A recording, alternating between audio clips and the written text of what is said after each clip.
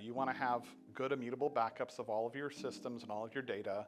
You want to have created your application catalog so that you're ensured that all of your data is being backed up immutably and that you know what systems have to be recovered together. But let's say the worst case scenario happens and somehow someone gets in, bad actor, and they ransom all of your data. Okay, well, first step, you might go, okay, well, no problem, I've got my application catalog, I'm gonna just start restoring. Well, hold on a minute. How do you know that data's not compromised? So one of the new trends in ransomware recovery is clean room technology.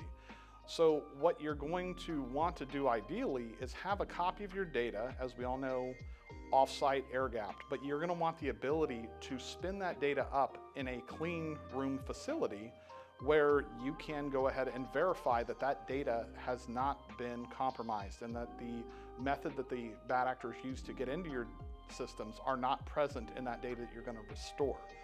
There are multiple vendors that can help you with this, but the key part of that is you need to, when you're talking to your organization about how fast you could recover, you need to build in time to do your testing on that recovery. One of these things that we recommend is doing a tabletop exercise of walking through this entire process so you can get those ideas.